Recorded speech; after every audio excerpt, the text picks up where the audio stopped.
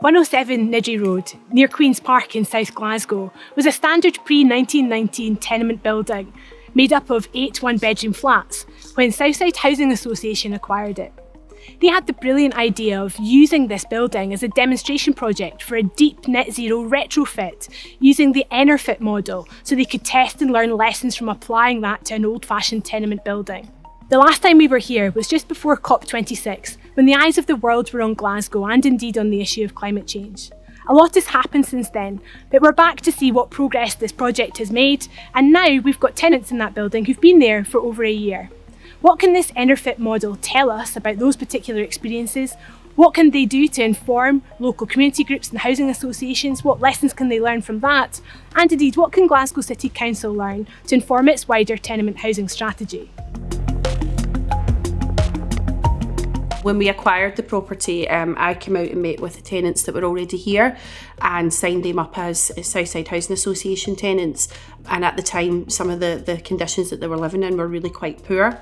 Little or no means of heating. So it was really positive to see those people move on. We've done a lot of low energy buildings and we've done a lot of low energy retrofit of buildings, but at the same time, this was the first time it had been done with a stone tenement in Glasgow using this standard. I think as a process it went relatively well. There are a lot of things in this project that we had wanted to do for a long time and we did them and they worked. So technically speaking, as an architect, I felt we moved things a long way. I think from the client's point of view, you'd probably say it was costly. It was costly. So the issue has got to be going forward, how do we make sure we can afford this sort of thing? Because it's a good idea, but it's expensive. I think from the contractor's point of view, they found it difficult, but it wasn't impossible. Not easy, but we got there.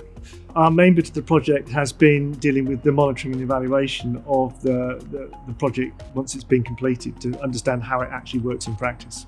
One of the challenges in construction was, in the end, it was very difficult to get the air tightness required, which meant that in theory it doesn't meet the Passive House standard. What we're interested to know is whether it actually does meet the energy target which is set, which again at the moment looks kind of promising, even though it doesn't meet that air tightness. When we talk about retrofit overall, we talk about carbon release, energy, cost of living. These are all important, of course, but the quality of life is also important. Thermal comfort is also important. When I say thermal comfort, what I mean is like not too warm, not too cold.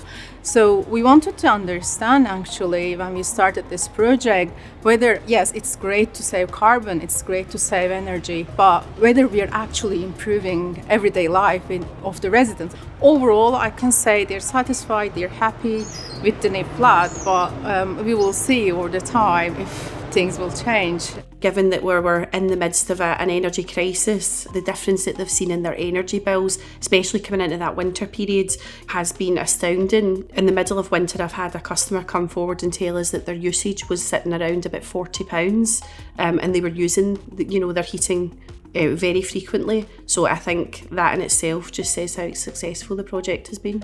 This fabric first mode of reducing energy demand has not just had a phenomenal effect on the thermal comfort that residents have, but it has significantly reduced their energy costs at a time of a financial crisis. And we think this is a really important lesson for fuel poverty. Before I was living in Springbourne, so in sharing house, like in campus.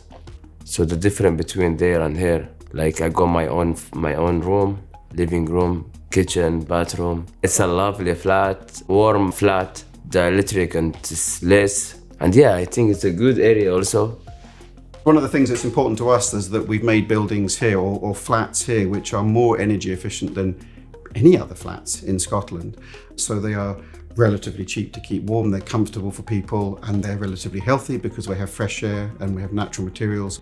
But we've done all of that without making the building look different, at least on the street side. So from the street side, you don't really see much change, but we have nonetheless made some of the most energy efficient houses in Scotland.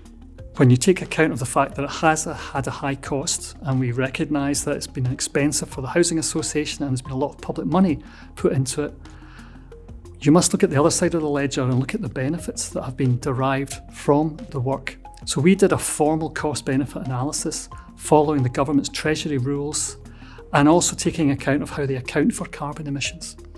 And when you do that full cost benefit analysis and these very mainstream conservative kind of assumptions, we found that compared to demolishing and building the homes, retrofit was a much better proposition, that the net benefit was much stronger under almost any plausible set of assumptions.